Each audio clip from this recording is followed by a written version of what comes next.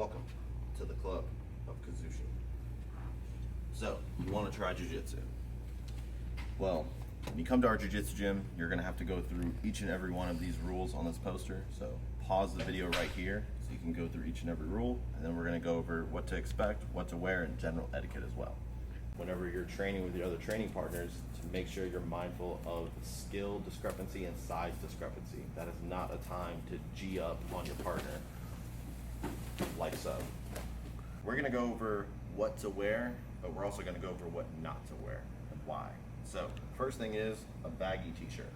We don't want to bring a baggy t-shirt because fingers and toes can get caught in the shirt and you can hurt yourself while training. The other thing is shorts with pockets.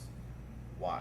Same idea. Fingers and toes can get caught in the pockets and you can hurt yourself. The next thing is fingernails. Now my model has very well trimmed nails, but you want to make sure you can barely see the white line of the nails. And it's very important that right after you trim your nails, you file your nails. Otherwise, they're jagged little edges just waiting to scratch your partner. So that's what not to wear. All right, so now we're gonna go over what to wear on your jiu-jitsu drum. So now my model is very prepared for his class.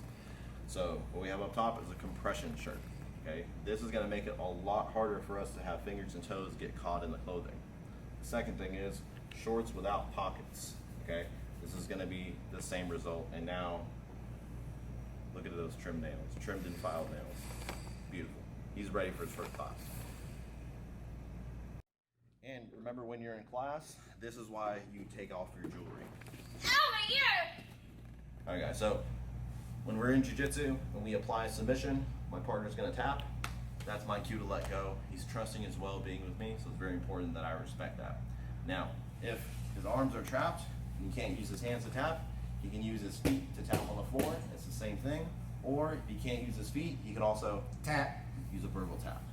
Now, if you don't follow that rule, what that's gonna look like is, oh, crap, he actually went out. Perfect.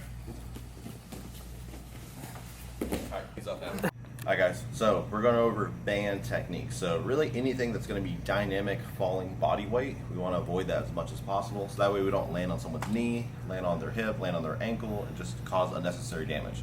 So a prime example of that is jumping guard.